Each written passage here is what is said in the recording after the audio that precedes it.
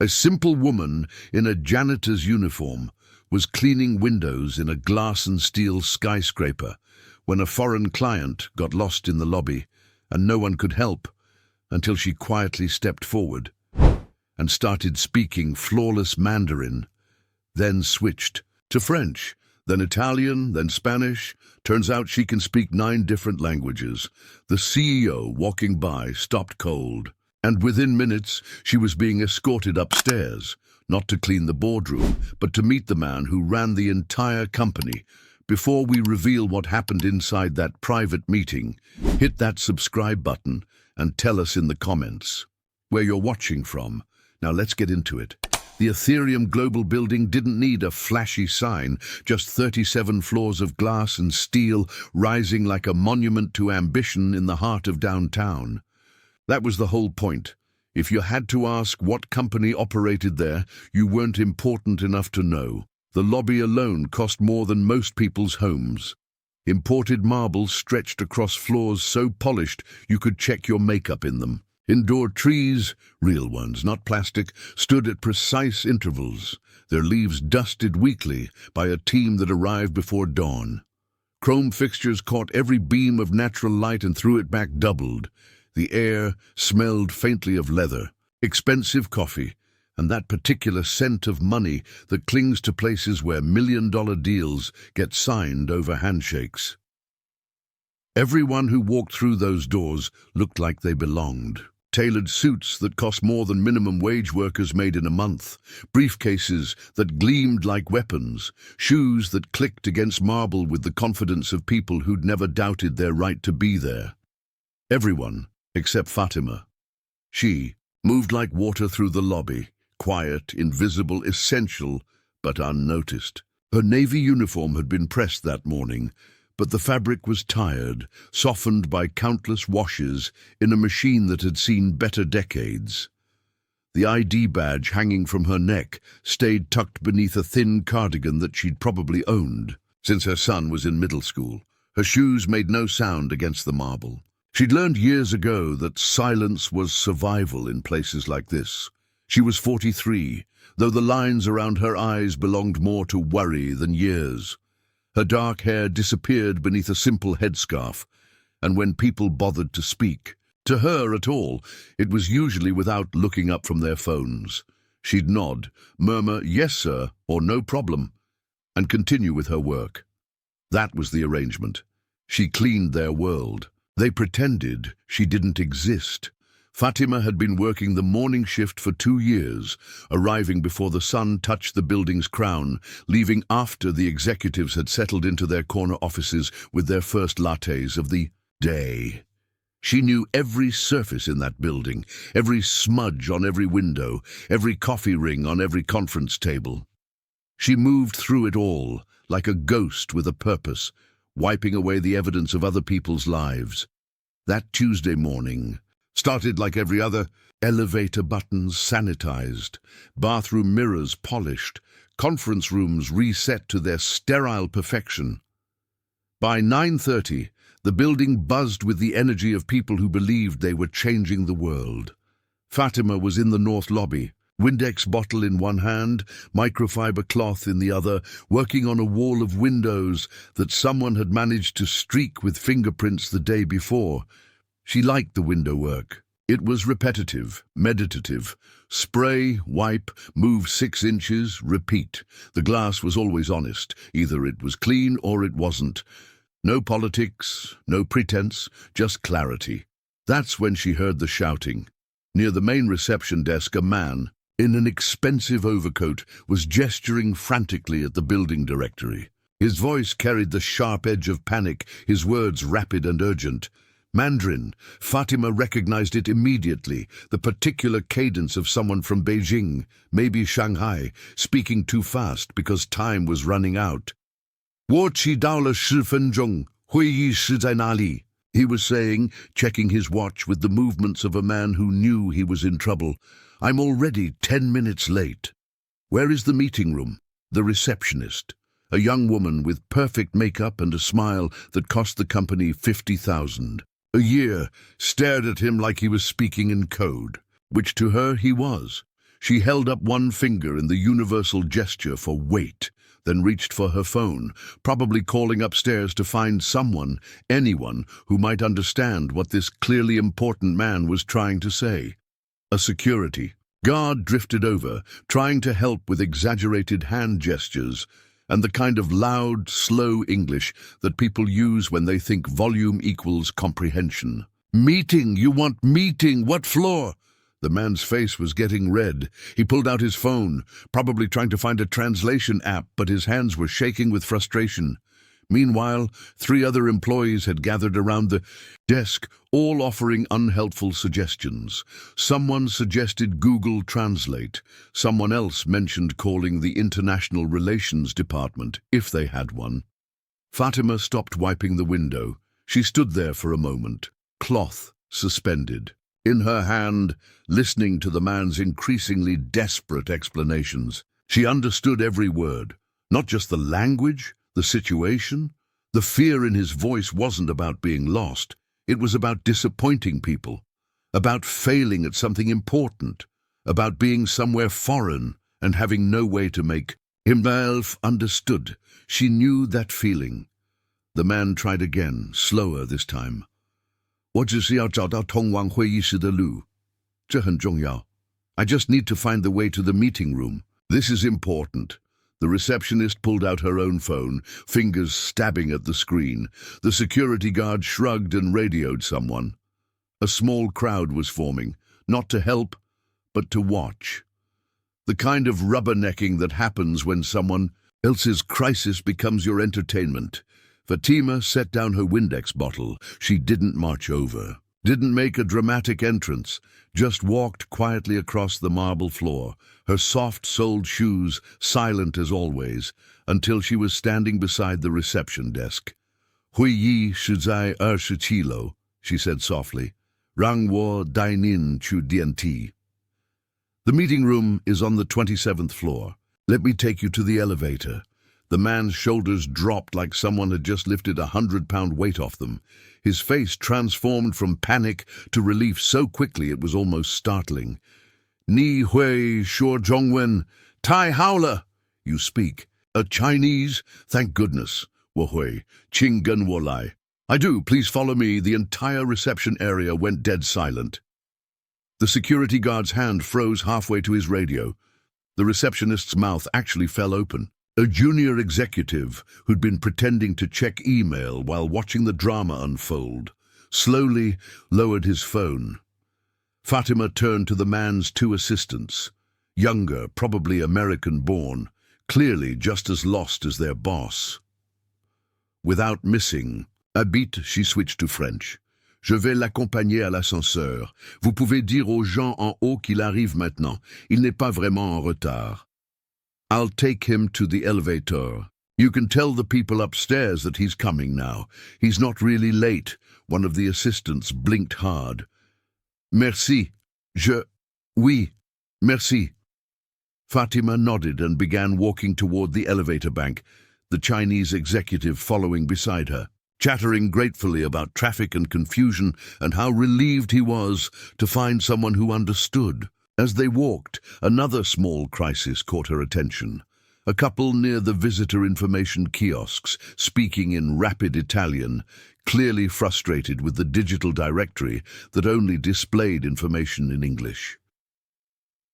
Without breaking stride, she called out to them, Posso aiutarvi? State cercando qualcosa di specifico? Can I help you? Are you looking for something specific? The woman's face lit up. Sì! Stiamo cercando l'ufficio legale al piano 15. Yes, we're looking for the legal office on the 15th floor. Ascensor B, a destra quando uscite, Fatima replied, pointing. Elevator B to the right when you exit. Grazie mille. By now, the entire lobby had forgotten how to function. Conversations had stopped mid-sentence. People were staring. Someone's coffee cup sat cooling on the reception desk, abandoned. The head of facilities, a man who prided himself on knowing every operational detail of the building, stood frozen near the cafe, with his mouth slightly open, and then the elevator doors opened.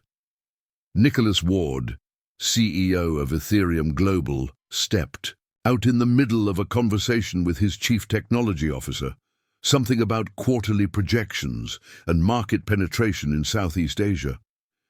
He was the kind of man who commanded attention without asking for it. Not tall, but solid, with silver at his temples and eyes that missed nothing. He'd built this company from a 3-person startup to a multinational corporation, and he wore that success quietly, like expensive cologne. He was halfway through explaining why their expansion timeline needed to accelerate when he looked up and saw something that made him stop talking entirely. A woman in a cleaning uniform was holding the elevator door open for the Chinese executive, speaking softly to him in what sounded like perfect Mandarin. As the executive stepped inside, she turned to her walkie-talkie and said something in Spanish to someone in the basement, probably coordinating with the maintenance team. Then she looked back at the Italian couple and added something in French to one of the assistants who'd been trying to help earlier. Nicholas's CTO was still talking, something about infrastructure costs, but the words faded into background noise. Nicholas was watching this woman, this cleaner he'd passed in the hallways, dozens of times without a second thought, effortlessly switch between languages like she was changing radio stations. "Who the hell is that?" he said, cutting off his CTO mid-sentence. His CTO followed his gaze. I have no idea. One of the cleaning staff, I think." Nicholas watched as Fatima finished her conversation, smiled at the Italian couple, and turned back toward her cart and the window she'd been cleaning. She moved with the same quiet efficiency she always had, as if the last 5 minutes had been perfectly ordinary. "Get her," Nicholas said quietly. "Sir?" "That woman.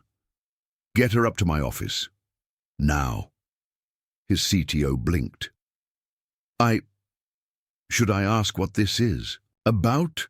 Nicholas was already walking toward the private elevator, his mind racing.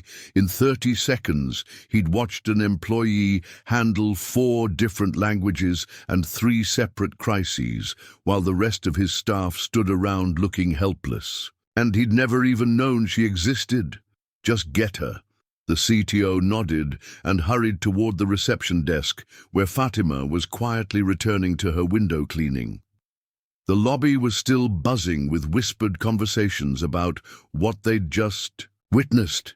Someone was already pulling out their phone, probably to record a video for social media. The security guard was shaking his head like he'd just seen magic. "Excuse me?" the CTO said as he approached Fatima. "Miss Fatima," she said, not looking up from the window.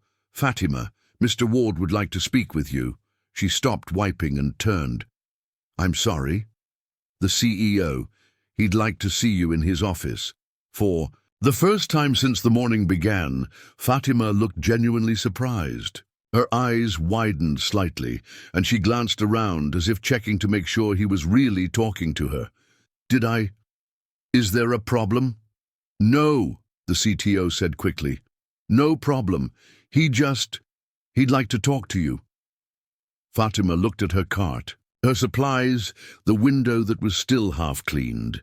She'd never left work unfinished before, but she also knew better than to keep the CEO waiting. "Okay," she said simply.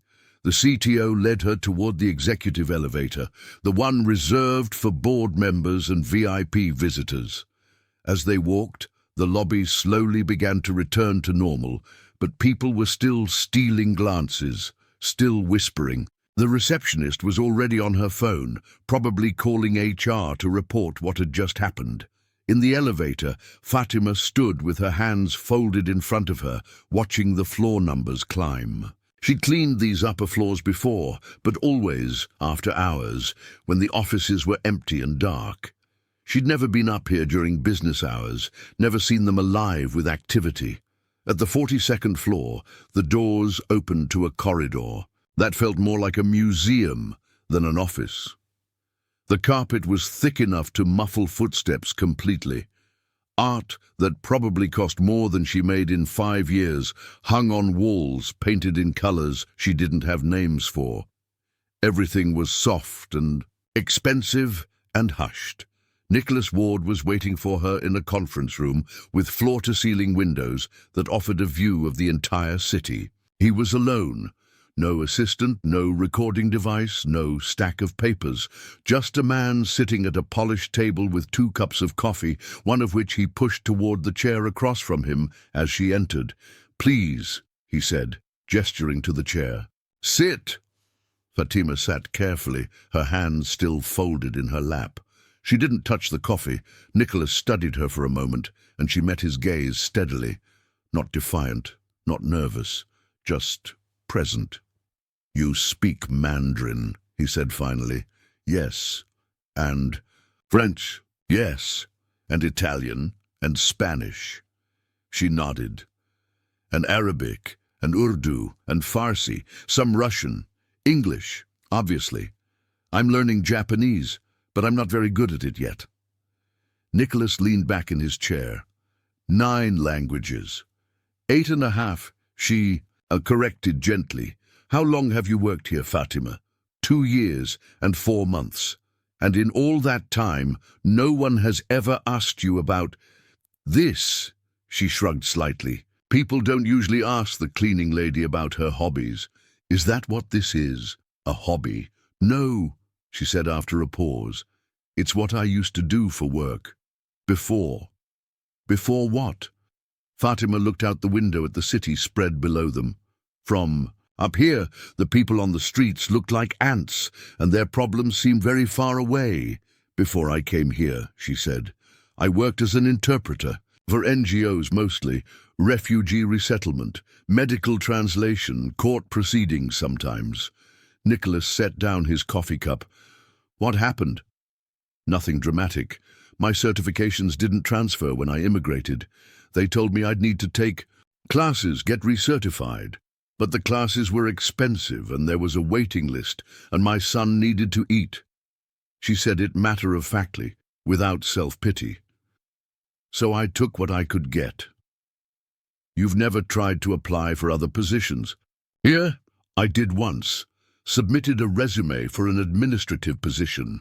Never heard back." Nicholas felt something twist in his stomach. What did the resume say? The truth. 8 languages, 12 years of interpretation experience, references from 3 international aid organizations. She paused.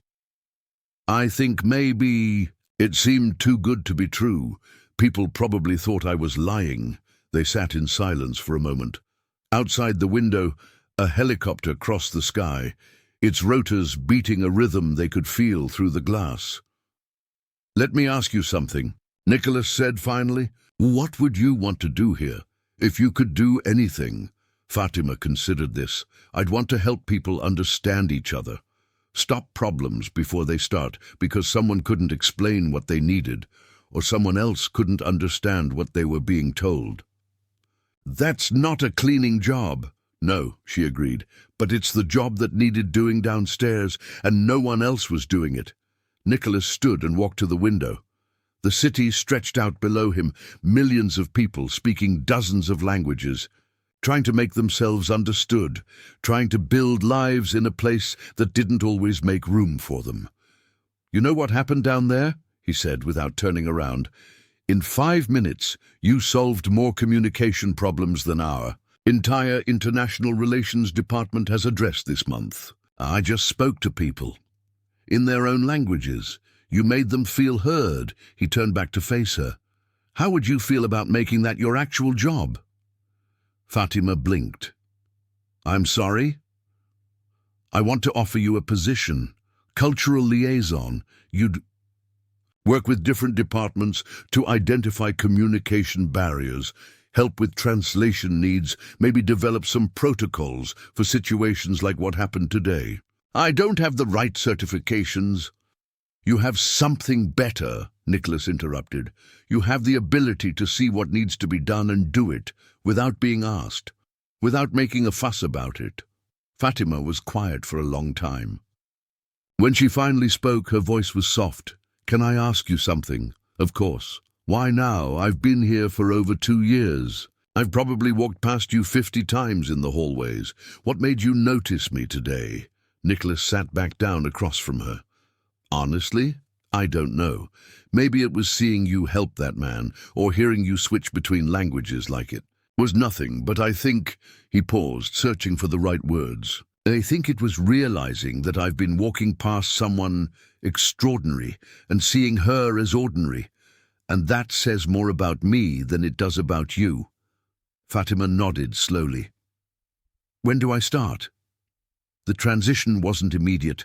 There were forms to fill out, background checks to complete, salary negotiations that felt surreal to Fatima.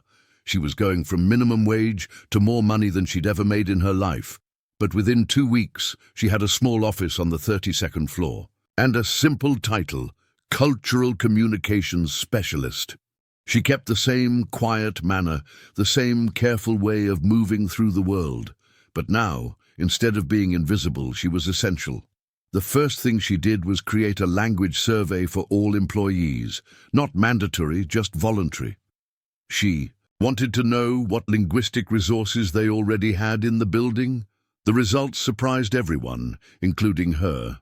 They had native speakers of 17 different languages among their staff, from the marketing coordinator who spoke fluent Korean to the IT specialist who'd grown up speaking Portuguese at home. None of it had ever been documented. None of these people had ever been asked. Fatima began hosting what she called coffee and conversation sessions every Friday afternoon. Nothing formal, just a chance for employees to practice languages they were learning or share something about their cultural background. The session started small, maybe 5 people sitting around a conference table, but within a month they had to move to the largest meeting room in the building. She helped the customer service department develop multilingual response protocols. She worked with HR to create onboarding materials in 6 languages. When the company landed a major contract with a firm in São Paulo, she spent 3 days working with the legal team to make sure nothing got lost in translation. But her real gift wasn't just linguistic, it was the way she listened, not just to words, but to what people meant when they couldn't find the right words, to the frustration in someone's voice when they were struggling to explain something important, to the relief when they finally felt understood. 6 months after. That morning in the lobby, Nicholas was reviewing quarterly reports when his assistant knocked on his door. "There's someone here to see you," she said, "from the Times. They want to do a story about Fatima." Nicholas looked up. What kind of story? Something about hidden talent in the workplace.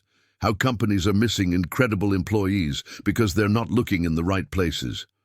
"What did you tell them?" "That I'd ask you." "But Nicholas," she paused. "I don't think Fatima wants to do the interview." Nicholas wasn't surprised. In the months since her promotion, Fatima had quietly revolutionized how the company communicated with the outside world, but she'd never sought credit for any of it. When people thanked her, she'd just smile and say, "This is what needed to be done." "Tell them no," he said, "but ask Fatima if she'd be willing to meet with me about something else." An hour later, Fatima knocked on his office door. "You wanted to see me? Come in, sit." He gestured to the chairs by the window. "I have a question for you." "Okay.